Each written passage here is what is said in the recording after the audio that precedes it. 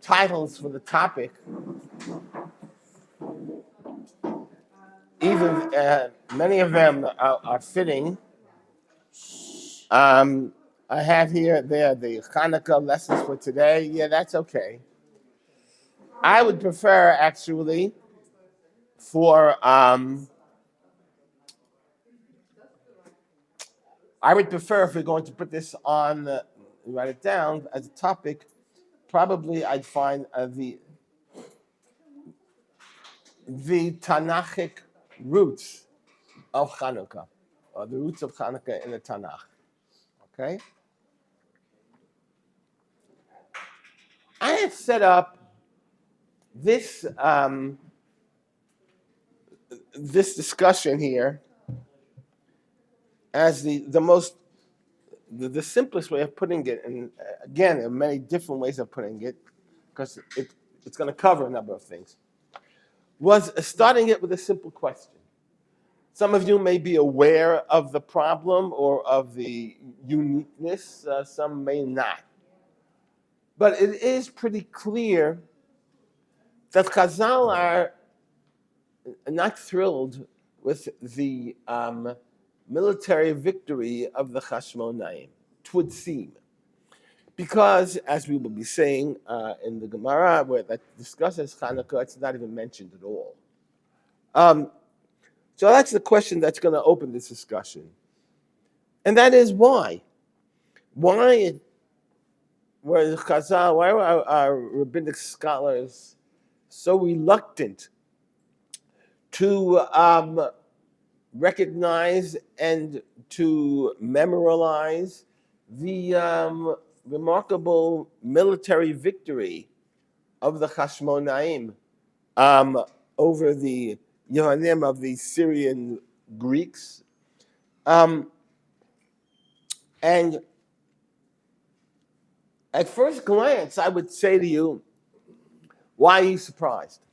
When you look at the list of, not even the list, the events, the military events throughout Tanakh, rarely I just say rarely because I just want to make sure that perhaps there is one, can't think of one, where it speaks about a great war and the heroism of one that doesn't at least include, and usually just includes, God has done. The God has the stories of Shimshon, Samson, for example.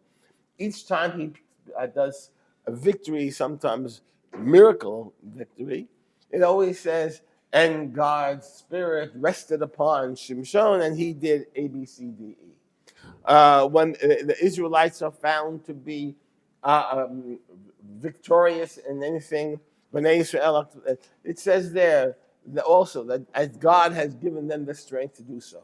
So the fact that we don't overly emphasize military victories is somewhat understandable because throughout Tanakh, it seems as it should be, as being simply what God has done. And so perhaps that's why it's not mentioned in the Gemara, for example, as we'll see.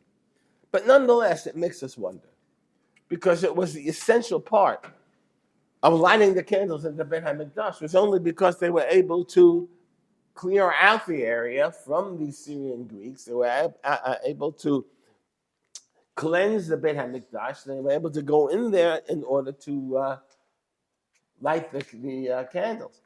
So therefore, I'm going to start in a rather strange place, because part of this is, and I told them that I want this as the topic at least this week. I'm assuming this is going to go on next week too, but since it's 2 weeks from today, that's the first day of Hanukkah. Well, 2 weeks from today. It's 2 weeks from today. Okay, so get your menorahs carrying. Make sure you got the oil and the candles ready. All right. And will we be here on Hanukkah? What? Will we be here on Hanukkah? I hope. I will not be here. I will not be. I'm here for next week, and then the next 3 weeks after that, I will not be. I'll be coming home actually. Yes, and then 3 weeks Right, that's correct. Correct. Um, and I want to show you perhaps one of the reasons that Chazal felt this way and were somewhat timid about focusing on the remarkable victory of the Hashmonaim.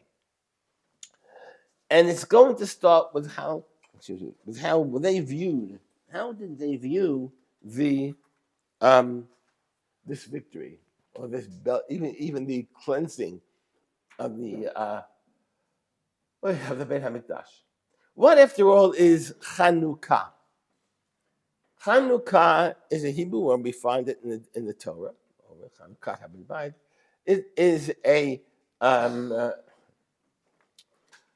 a inauguration of a certain thing when they built the Mishkan, the tabernacle. They had to have a Chanukah. They sort of inaugurated it. They had there's a better word for it, but unfortunately, anointing is part of it. Yes, consecrated it. Yeah, much better words. Unfortunately, it was. I forget when it was that I laid down one night and all of my English fell out of my ear. So I'm sorry. At any rate, I want to show you and the first source that I have here for you. I gotta tell you, I put a lot of work in this one, which is good. And it's a quotation from Chagai. Chagai is one of the three Nevi'im prophets during the Second Temple. Clearly, most of you know this. I'll just give you an overview. It's better than overlooking, right? It's an overview of the history. According to most historians, Beit HaMikdash was destroyed in 586 BCE, and it is rebuilt again.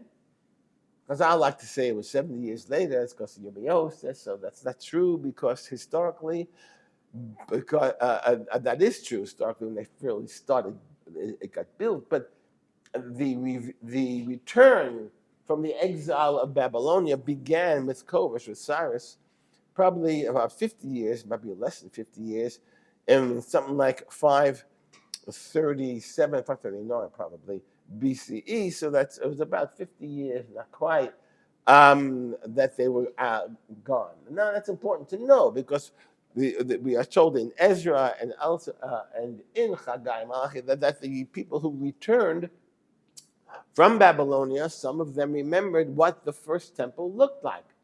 Now, if it was 100 years later, you had very few people who could remember that. But it was about maybe 40, closer to to 45 to 50 years after Churban Bayit that they had returned. Okay, good. So here is Chagai. He is now prophesying during this time, and he's prophesying during this time, and he says the following.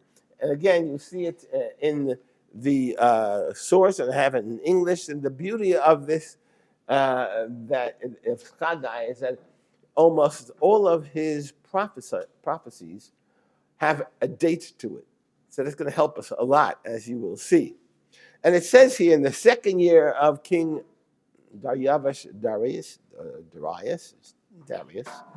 first day of the 6th month. By the way, the 6th month is Elul, right? The 7th month is beginning of Elul, right? The word of God came to Prophet Chagai, to Zerubbabel, the son of Shaltiel, the governor of Judah, and to Yoshua, who was the high priest. Thus says Hashem. God tells Chagai to let the people know this. These people say, the time has not yet come for rebuilding the Beit HaMikdash. They had come back from Babylonia to Yerushalayim area as a small minority of those who were exiled into Babel. Please understand that historically, when Cyrus and Koresh had announced time to return. I hereby, that was his great his great act, actually, that the great Cyrus the Great, Koresh, had openly proclaimed that Jews shall now and can now return to their holy city of Jerusalem, and they should rebuild their temple. That's what he said. It's not good. I mean, this is remarkable. He was a righteous man, and he called Israel to return. Wow. Now, we're talking about not even 50 years. That's not too long a time. Yeah, you figure that out. Um, there were very few that returned. Not during Ezra. Ezra comes later on, and he had even less that returned. But during, led by Zerubbabel, so they had, I don't have the, I have the numbers someplace, so I'm not speaking about that now, but it was a small minority. Primarily the poorer, not as successful. The guys who made it in Bavel and were primarily on agriculture, they did very well. They did very well. They had homes, swimming pools in the backyard. They did very well.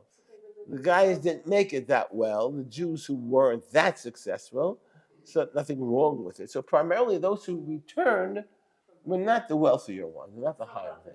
From Bavel, right, to Yerushalayim. This is happening in Yerushalayim. These are to those who have returned. Huh? Okay. Yeah. And okay, it's a history class is not going to do that. Tempting though it may be. So they return, and they are beset with problems. First of all, it wasn't wealthy, wasn't they had people supporting them. They had Israel bonds and stuff, people sending them, but they said they're good Zionists. They stayed there and they sent money there. But they had enemies who were in the Judea in Yerushalayim. They did not return to all of Israel. Please understand that. Because they were a small group, they really just returned and settled primarily around Yerushalayim and a few villages and towns and suburbs of Yerushalayim. But they didn't come all over the place. It took a while for them to grow and do that. So they now are there, and they're challenged by the Nevi'im and by the people themselves. They want to rebuild the holy temple. They want to build a second temple. Now, another side point, which is why I'm telling you this is probably going to end up going on next week too, because I just so many things I want to tell you. The other side point, part of the first temple is still standing. Don't take the idea that it was all wiped out. Really? Just because the Tanakh says it was still there? We don't never, the books are so much nicer than listening to the Tanakh. Tanakh tells us when they came back, the Mizbeach was still standing there. The Mizbeach of the Beit HaMikdash is still standing there. They offered korbanot as soon as they got there on the Mizbeach. So part of it was still standing. But they wanted to rebuild it now. But what are you going to rebuild it if you haven't got much money? So the enemies were surrounding them. In the earlier parts before the Chagai, they were the Shomonim. They wanted to be part. We're going to build it too, and they weren't Jewish, and they didn't want them involved. And telling them that they're not to be involved didn't make them very, how to win friends and influence people. That wasn't a good idea. And that made them even greater. And they went to it was after Darius' time. I said before, this is after it. And they went to the then new Persian emperor, if you should say that. And they claimed that, the Jews are trying to rebel against you. Proof of it is they're trying to build their temple. Of course, they had eventually said, we got on the paper here, Cyrus said we can, but it was a lot of problems. So anyway, they now have to build the Beit HaMikdash. Well, they begin to grow a little bit, and they begin to settle down, And they managed to build a few homes and got a little more comfortable. Things were going okay. And God says, I see what's happening. He says, I hear that you're saying, this is not a good time to start building the Beit HaMikdash. That's what he says over here. Exactly that. He says, the time has not yet come for rebuilding the Beit HaMikdash. We got a couple of things to do. We got to put together some yeshivas, and maybe we have to also build nicer homes and whatever, right? So God continues and he says, really? He says, but is it a time for you to dwell in your paneled houses while this house is lying ruins? It seems they started building houses very nice. You got money for that, don't you? But you haven't got it for a Beit HaMikdash? Consider your ways. This is a few psukim in between. Think about this, he said. And let me tell you, Alu hahar v'havetem eitz. Just go up to the hills, get some timber, wood, ubinu habayit, and just start to build and rebuild the house, the temple. And you think that it won't be anything? What is it going to be, like a little bunk in a bungalow? No. He said, I will look on it with favor. I will be glorified. I don't care how glorified it is, because the Beit Rishon was literally one of the 7 wonders of the world. It was magnificent. They didn't have the money for magnificence. Remember we read what Shlomo had built. The Beit HaMikdash was unbelievable. You talk about one menorah, he had 7 menorahs. He had so much gold, he did it. It's true. He writes that he had 7 menorahs, not one. In other words, just start the job. I'll help you out. Is what God is really saying. And the idea of taking this community that's struggling really for independence, and they're struggling for economic sustenance, and to tell them to reawaken their past glory, it's not an easy thing. They were too few. They were weak, certainly militarily. And I told you they were poor. But the Navi tells them, I know that. Just start. Go up. Chop down those wood and just start building. I know, I'm getting emotional too. I'm an emotional guy. Do you remember what happened 120 years ago? When the early Chalutzim came, what did they have here? Swamps? They had nothing? What did they do? Let's just start. We'll start. Let's see what happens. Came from here. Just begin. And that basis to rebuild the Beit HaMikdash is how I begin this conversation. Now, I started by telling you that the rabbis weren't overly thrilled with the military victory, and it's hardly mentioned. And I'll show you that in the one place, basically, in the Gemara, in the Shas, where it mentions Chanukah. We do have a Shas. We have a 60-piece Masechtot. We have a Psachim for Pesach. You have Shabbat for Shabbat. You have Rosh Hashanah. You have Yoma, which is about Yom Kippur. You have Sukkah for Sukkot, right? You even have Shavuot. It has nothing to do with Shavuot, but I thought I'd throw it in for you. So basically, it has a name. And it has Megillah, which is all about the Purim. There ain't no Chanukah. The whole story of Chanukah is found in a small little part of the second parak of Shabbat, Bameh Madlikin, which talks about the candles of Chanukah and the laws about that. And there it says the story why there's a Chanukah. That's a second source, where it says, my Chanukah, not what is Chanukah. What is the reason why the rabbis established Chanukah? And it says, the 8 days of Chanukah commence on the 25th day of Kislev, during which neither eulogizing nor fasting are permitted. Why? 4, when the Syrian Greeks entered the sanctuary, the Beit HaMikdash, they contaminated all the flasks of oil in the sanctuary. And when the Hashmonim family gained the upper hand, they searched the temple, found only one flask of oil with the seal of the Kohen Gadol, and that only contained enough oil to kindle for one day. But a miracle was performed, so it kindled for 8 days. And so, the following year or years, the rabbis rendered these 8 days as a festival dedicated to praise and thanksgiving. Wow. Isn't it a great story about the miracle of the war? Not even mentioned. They mention the Chashmonaim as those who got the upper hand in order to go into the Beit HaMikdash and to cleanse it and to find. But it doesn't say anything about the war.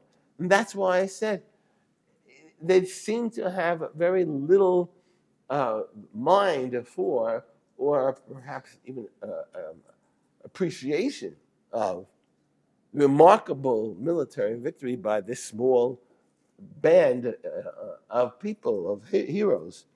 Can I ask a question? Was this Darius the first, second, or third?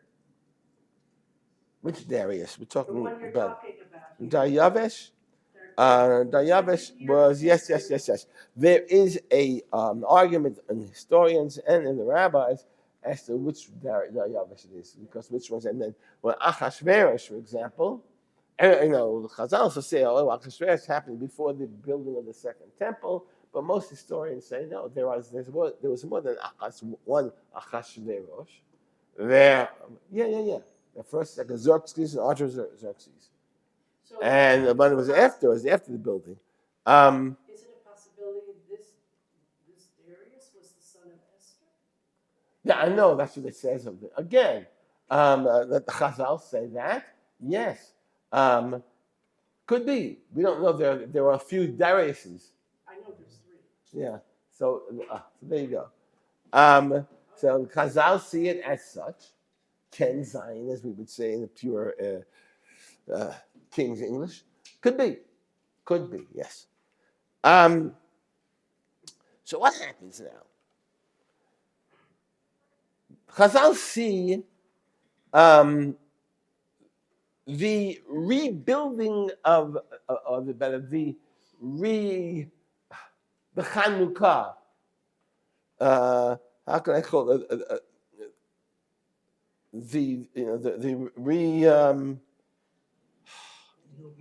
Rededicate. That's the one I was looking for. Thank you. The rededication of the Beit HaMikdash in the time of the Chashmonaim of Chanukah, they see that as a direct connection to the first building of the Beit HaMikdash, and I'm going to prove that to you very soon. Not me. The Tanakh is going to prove that to you. What did the people, did they react to what Haggai said in God's name? Get up there and start chopping down the wood and start building? Indeed, they do. As the third source tells us, Zerubbabel, the high priest Yoshua, and the rest of the people gave heed to the summons of their God and the words of Haggai, as Hashem had said, for the people feared God, meaning they respected him. Haggai, God's messenger, then spoke to the people, saying, "I am with you," declares God. So then God roused the spirit of Zerubbabel and that of Yoshua, as well as the spirit of all the rest of the people, and they came and set to work in the Beit HaMikdash. So they decided to do just that. The small, weak, poor community went up to the mountain and they brought down the wood. They started building. They met the challenge, basically. Why? When all was said and done, they got together, they united, they put aside their personal needs. I was looking to buy a brand new wall-to-wall carpeting, and I can give money to the shul. I don't know. But they put aside their personal needs for the community, for the tzibur. And seeing that, the rabbis saw that's what Chanukah is. Yes, there was a war, a prelude to the religious freedom that they needed to have. That's true. But that's not the whole story of Chanukah. And I told you I was going to prove this to you. And I will. If I were to ask you, generally speaking, when did the Maccabim, when did the Hashmonaim get into the Beit HaMikdash? When did they light and everything? When did they conquer and when did they have the victory? And I think most of you would agree that it's the 25th day of Kislev. Kaf Hei Kislev, the beginning of Hanukkah. That's how we... I saw the coloring book. That's what it said there. That's what, when I was in third grade, they told me that. That's it. Unfortunately, that's not true. Josephus and the Sefer Maccabim both agree that the great victory happened more than a month earlier, on the 23rd day of Mar Cheshvan. You don't celebrate that day? No. I don't either. But it's the 23rd of Mar Cheshvan. You don't even know about it. But that's when the victory took place. Another proof that the rabbis, so what? The victory took place. That wasn't a big deal, right? And if that's the case, though, why would they have waited this long to rededicate the Beit HaMikdash? Why not go in there? Why is he waiting this long? So that's where you get back to Chagai. Let's now look and see. What do we read in Bayit Rishon when they first built the Beit HaMikdash itself? What do we see? And that's a very important fourth source that we have. And there it tells us, on the 24th day of the 9th month. By the way, you know what 9th month is? Kislev. On the 24th month of Kislev, in the second years of Darius again, God spoke to Haggai. Again, he said, take thought. From this day, starting from today, which is the day before even one stone had been laid in Beit HaMikdash. They had not yet quite even laid down the base of the Beit HaMikdash. That was going to happen tomorrow. Today, God spoke to them right before they started building the Beit HaMikdash. So if they started building the Beit HaMikdash the day after 24th of Kislev, when did they start building Bayit Sheni? I'll give you a calculator, by the way, 24 plus 1. The 25th of Kislev. We call that Chanukah. What they did is they said, we're not going to rededicate this Beit Mikdash on the 23rd of Mar Cheshvan. Let's wait till the anniversary of when they started building the Bayit Sheni before we rededicate it. So they waited till the 25th because that's the day when they started to build the second Beit HaMikdash. And here they were 300 years later. They were going to now rebuild it. That was the reason. 536 is 200 years later. Yeah, not 300 years. Huh? Rededicate, yes. Rededicate. That's right. And that's why they waited. Okay? So this is the reason why Chazal supported the war itself, because future generations should know that all God wants us to do is just start doing it. You may not think you'll succeed, but just start the project. Start the process. That's what it is.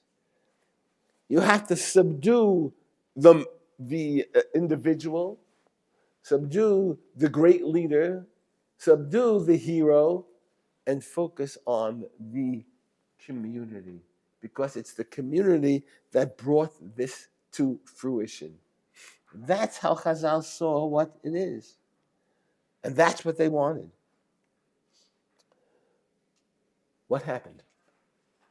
If you know the history of what happened, it wasn't a very good time. Didn't happen. Why? Because the heroes stood up. Who were the heroes? The great Maccabee Chashmonian family. They were heroes. And that was great. But they were Kohanim. Wouldn't be great. They now could go into the Beit HaMikdash and serve as Kohanim. But they did not just do that. What did they do? They made themselves kings. They made themselves the head. The Nasi, as it was called at the time. That's what they made themselves.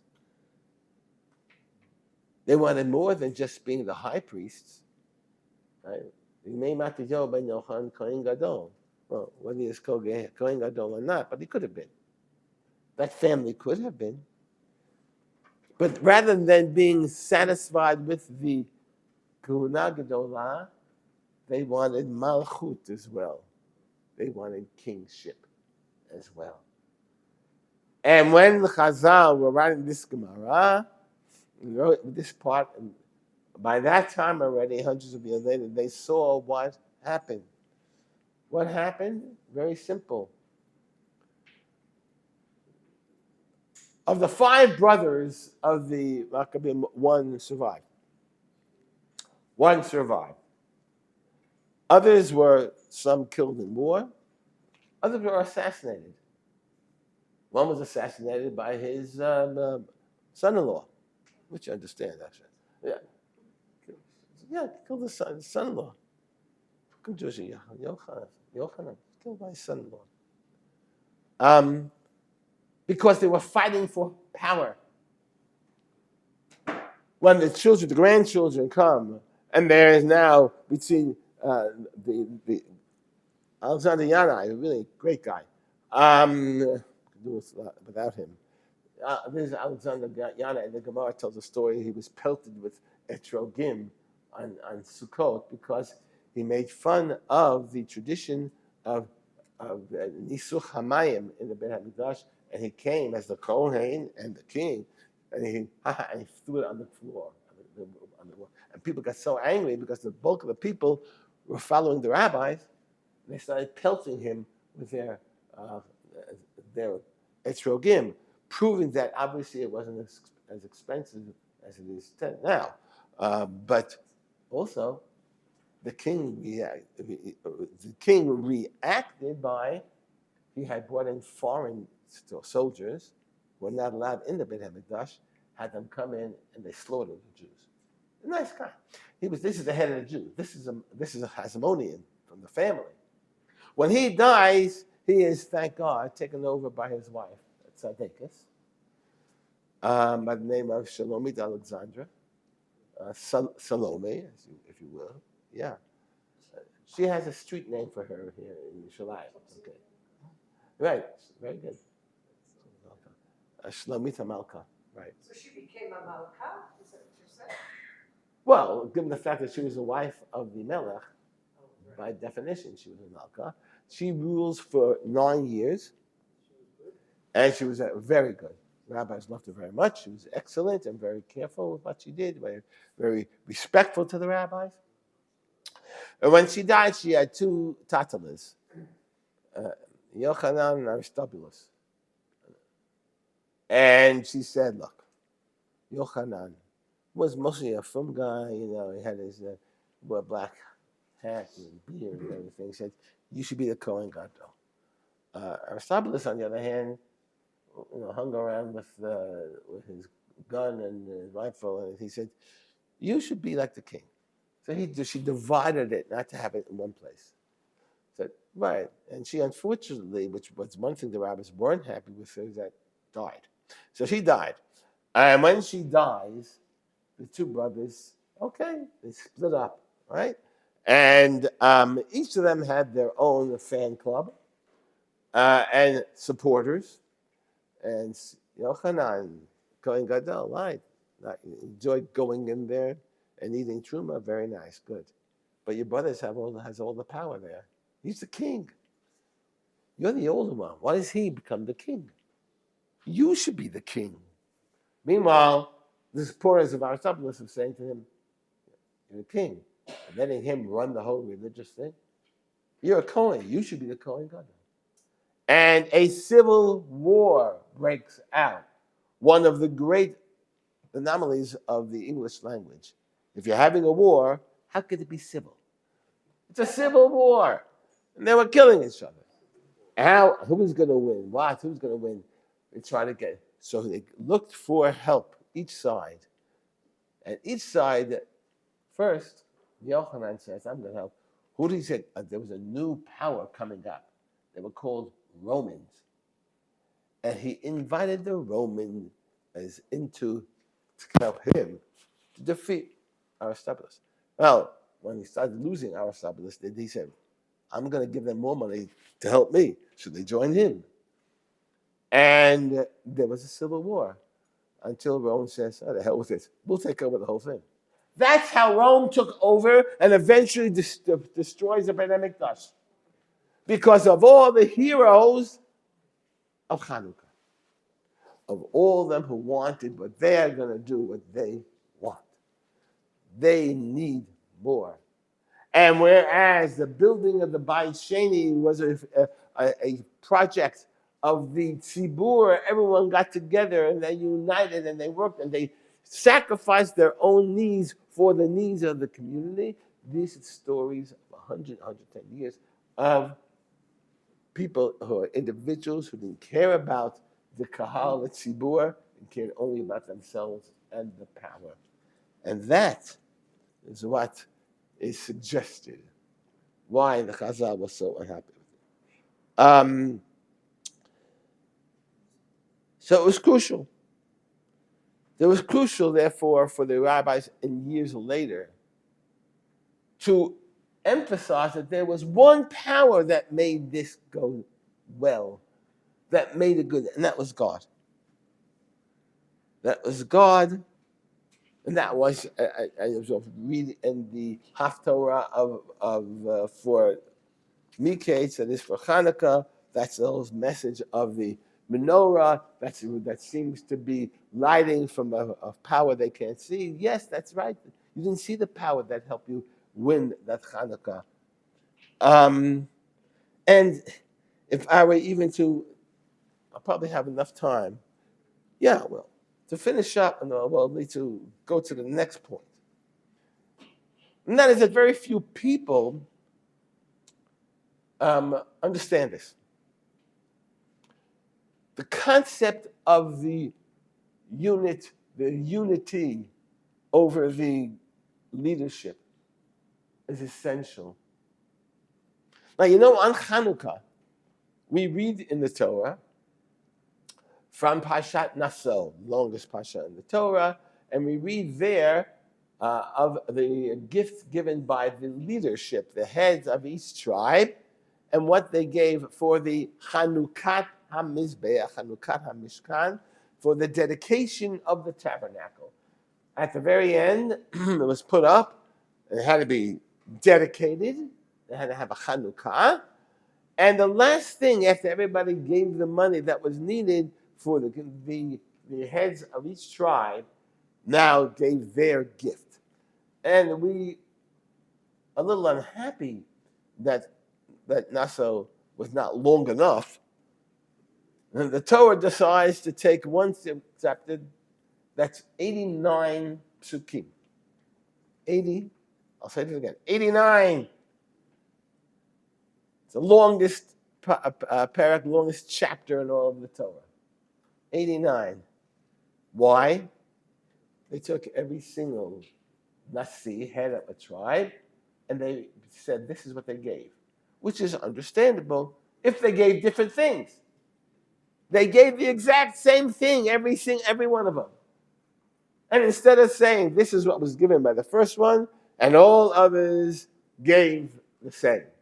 I would have finished my lading a lot earlier on Shabbos, let me tell you something. It's a long raining. The exact same thing. Why?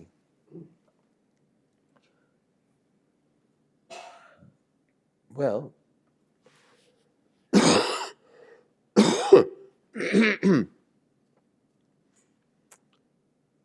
we would really read through that paragraph, and I have it as source number 5. I didn't give you the whole 89 verses. Don't worry. It opens up with the opening thing. On that day, Moshe finished setting up the tabernacle, anointed and consecrated it and all its furnishings, as well as the altar and its utensils. Okay. Then a couple of verses later, 12, it has, and the one who offered the first gift, was Nachshon ben Aminadab from the tribe of Yehudah. And he gave him so I'm not going to go through that, although I wrote up again. And finally, when it ends, after going through all 12 heads of tribe, I read that it says, and when Moshe went to the tent of meeting, let me say one thing, actually. It says at the very end, the 88th verse, it says, this was the dedication offering for the altar from the chieftains of Israel upon being anointed. Now that makes it's a long time, but it was a good ending. It starts with this is what happened, then it says, and this is what happened. That's the ending of it. And then comes the 89th verse, as if God didn't have enough to say. What does it say in the 89th verse? Uvavo Moshe, and when Moshe would come into the OMOA to speak with God, he would hear God's voice addressing him from above the cover that was on top of the ark between the two cherubim, the cherubs, and thus God spoke to him. Wow. You're giving me 88 verses to tell me what they gave the gifts for the Mishkan. What are you telling me here? Oh, by the way, then God spoke to him. If that's what you want to tell me, so what? I don't need it. Because the Torah told me that before. If you look, I see it in Shemot, again, number 6. It says there that it is there that I will meet you, he tells Moshe, from above the cover between the two cherubs that are on top of the ark. So we knew that God's going to speak to Moshe from the cherubs, from between the two kruvim, the cherubs, on the ark. So over here, it's telling me the same thing. And how do I know that? And how do I know the right place? Again, the beginning of Vayikra. It says that Hashem called to Moshe and spoke to him from the tent of meeting also. So we know all of this. Why in the middle by the end of all of this, of all things, he says, oh yeah, God spoke to him also over here. When we know that. Why? And that's the very message here. This add-on is crucial. And Rav Menachem Liebtag explains it in the following way. What's the purpose of a Mishkan? What's the purpose of a temple or a tabernacle? It says, very simply, I think I have it here in Shemot, it says, a cloud covered the tent of meeting, the presence of Hashem filled with the tabernacle, and Moshe could not enter the OMOA because the cloud had settled upon it and the presence of God filled the tabernacle. That's the last verses of Shemot.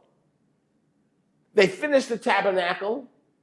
God comes and his Shekhinah is there. And it's time now to go and start working the ritual things that after the korbanot and stuff. And Moshe can't go in. God's Spirit is there. By the way, that's why the first verse in the next book, Vayikra, says, Vayikra el Moshe. God had to call Moshe, come on in, it's okay. So the whole point of Mishkan and Mikdash is right there. The Spirit of God should dwell in it. That's the point. That's the point to have it over here later on. Also, in the bottom of the page, today God will appear to you. It's God, the presence of God. That's the whole purpose of the Mishkan. You'll know that God, v'shachanti b'tocham, God's going to dwell within them. That's the whole point. So that's why they were so excited they're going to have a Mishkan. Well, that's why they were so happy when they had it. But as he points out, Jack, when you read the Torah, and although there's a disagreement between when this happens, in between all of the directives of how to build Mishkan, we have one, not little, important story. Oh, a nice story. Terrible story. We call it Chet HaEgel. The sin of the golden calf. The sin of the golden calf in the pit. Yeah. Do you know what happened after God was going to punish Bnei Yisrael and some died, so on and so forth? Listen to what happened. Now Moshe would take the tent and pitch it outside the camp. This is number 8, by the way, at some distance from the camp. Because of Chet HaEgel, Moshe and God moved outside of the people. The whole purpose of the Mishkan is that God will dwell with you. And because of your sin, God had to move away. And Moshe moved away. Oh, Moed was no longer in the Mishkan. It's now over there, outside of the camp. And then we read of the completion of the Mishkan. And now you understand why they were so happy. Because now, once again, God has returned to the people and he is there. That is the whole point. At first he said, God says, I'm not going to stay with you. And then he ends up by saying, you built the Mishkan? Okay. How did you build the Mishkan? Who is the hero?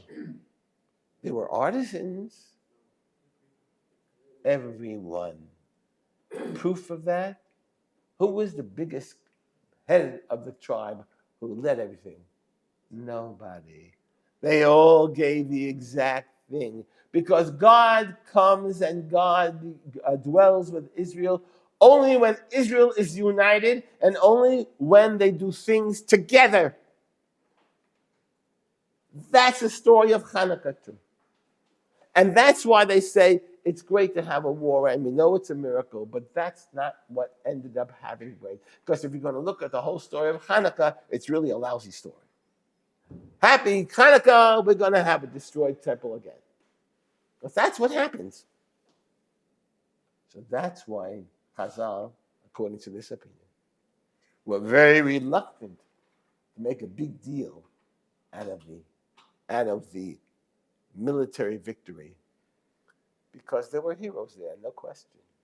But the heroes decided to make themselves the heroes instead of looking at the many who joined them and to see this as a victory of all of Israel instead of themselves. And that's what brings God's Shekhinah. That's what the Beit HaMikdash was about. First and second, that everyone came. Alu hahar v'nitem eitz. God said to this poor community, I know it's hard. Just go up there. There wasn't a billionaires that came to give the money. It was everybody who came and joined, and that's how they built the first Beit HaMikdash. And when it was rededicated, that's how it had to be as well. But it didn't work out that way. And that's the message that I guess I have completed this week. I'll have to do some of the Hanukkah story next time. That's all.